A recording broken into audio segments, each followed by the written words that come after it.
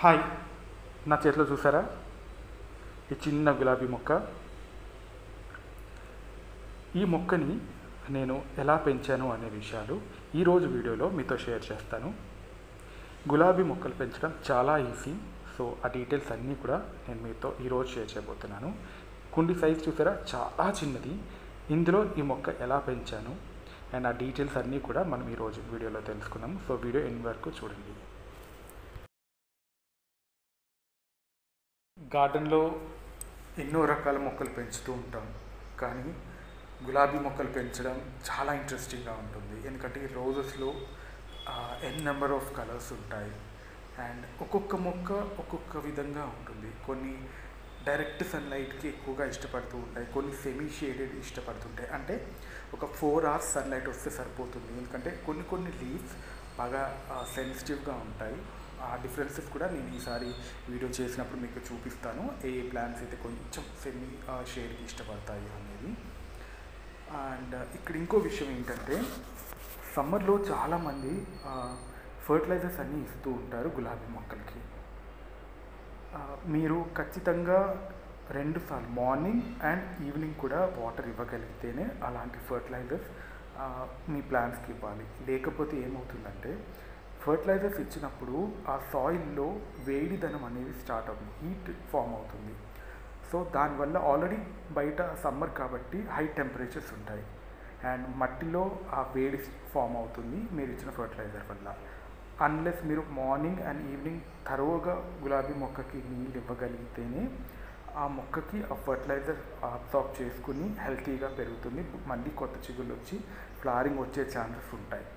లేదు ఒకసారి ఇచ్చారు వాటర్, నెక్స్ట్ డే అన్నారనుకోండి, ఒక్కొక్కసారి ఏమవుతుందంటే ఒక్కొక్క కొమ్మ చిన్నగా మాడిపోతూ చెట్టే చనిపోయే ఛాన్స్ ఉంటుంది. సో గులాబీ మొక్కలు ఫ్లవరింగ్ రావాలి అంటే ఫర్టిలైజర్ ఇచ్చినప్పుడు మినిమం ప్రతిరోజు కొంచెమైనా సరే ట్వైస్ ఎ డే వాటర్ ఇవ్వడానికి ట్రై చేయండి. అండ్ ఇవాళ వీడియోలో ఇప్పుడు మీరు చూస్తున్నారు కదా, ఇదే ఫ్లవర్ నేను ఫ్లవర్ మార్కెట్ నుంచి తీసుకొచ్చాను. అలా ఫ్లవర్ నుంచి ప్రాపగేట్ చేసిన మొక్క ఇది.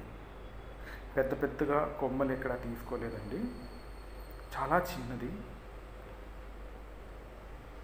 ఆకు తర్వాత 1 లేదా 2 లీవ్స్ ఉన్న మనకి కొమ్మలు కనపడుతూ ఉంటాయి ఆ ఫ్లవర్ మార్కెట్కి మీరు వెళ్ళినప్పుడు. ఇక్కడ చూడండి, నేను చూపిస్తా. ఇక్కడ ఫ్లవర్ కొంచెం బెండ్ చేస్తే ఈ ఫస్ట్ లీవ్స్ అండ్ ఆ సెకండ్ లీవ్స్ అక్కడ వరకు ఉండేవి. అక్కడక్కడ మీకు రోజ్ ప్లాంట్స్, మీకు రోజ్ ఫ్లవర్స్ అమ్మే వాళ్ళ దగ్గర దొరుకుతుంది. కొంచెం ఓపిక్గా అలాంటి ఒక ఫ్లవర్ మీరు తీసుకోగలిగితే ఈ పైన ఫ్లవర్ టిప్ ఒక్కటి కట్ చేసి అక్కడ వరకు నేను చూపించిన అంతవరకు మీరు సాయిల్లో కనుక నాటగలిగితే ఇలా మంచి ఫ్లవర్స్ మనం ప్రాపగేట్ చేసుకోవచ్చు. చాలా ఈజీ, ఎక్కడ ₹1 ఖర్చు లేకుండా అవుతుంది. మనం హ్యాపీగా నచ్చిన రోజ్ ప్లాంట్స్ తెచ్చుకోవచ్చు. ఎందుకంటే ఫ్లవర్ మార్కెట్లో ఒక్కొక్కసారి చాలా కలర్స్ ఉంటాయి. ఈవెన్ ఇలాగే చామంతి కూడా నేను ప్రాపగేట్ చేశాను, నేను మీకు ఆల్రెడీ ఒక వీడియో చేసినట్టున్నాను. సో నచ్చిన ప్లాంట్స్ తెచ్చుకోవచ్చు, చాలా ఈజీ. కాకపోతే ఆ హెల్తీగా ఉందా లేదా, ఆ లీవ్స్ అనేవి వాడిపోయి ఉన్నప్పుడు ఒక్కొక్కసారి ప్రాపగేట్ కాదు. ఫ్రెష్గా ఉన్న స్టెమ్స్ దొరికితే మాత్రం మీరు ప్రాపగేట్ చేసుకోవచ్చు. అండ్ ఇక్కడ ఇంకో విషయం ఏంటంటే, చాలామంది ఫంగిసైడ్ వేయాలి కంపల్సరీగా స్టెమ్ కటింగ్కి అంటారు. అలాంటిది ఏమీ అక్కర్లేదండి. మన గార్డెన్లో almost 15 years, 18 years, almost 20 years old rose plants కూడా ఉన్నాయి. నేను ఇప్పటి వరకు ఎలాంటి ఫంగిసైడ్స్ కానీ ఏది ఇవ్వలేదు. నేను చాలా మటుకు మ్యాక్సిమం ఒక కొంచెం మొక్క పెరిగింది అంటే దాని స్టెమ్ కటింగ్స్తో నేను ప్రాపగేట్ చేస్తూనే ఉంటాను. సో ప్రాపగేట్ చేస్తే మీరు డైరెక్ట్గా ఏం చేయొచ్చు అంటే, వర్మి కంపోస్ట్ అండ్ కోకోపీట్ మిక్స్ చేసిన సాయిల్లో సెమీ షేడ్లో పెట్టండి. అంటే లైట్గా వెలుతురు ఉండాలి అండ్ ఎండ పడుతూ ఉండాలి. ఆ ప్లేస్లో మీరు కనుక ఈ కొమ్మల్ని నాటగలిగితే ఒక 1 weekలో మెల్లగా చిగుళ్ళు అనేది స్టార్ట్ అవుతుంది. అండ్ వాటరింగ్ ఒకటి మార్నింగ్ అండ్ ఈవినింగ్ ఖచ్చితంగా ఇవ్వాలి, లిమిటెడ్గా. అంటే సాయిల్ మొత్తం తడిచేలా చూసుకోవాలి. సో అలా చేస్తే ఇలా మీరు కూడా మీ గార్డెన్లో రకరకాల గులాబీ మొక్కల్ని పెంచుకోవచ్చు. ఐ హోప్ మీకు ఈ వీడియో నచ్చే ఉంటుంది అనుకుంటాను.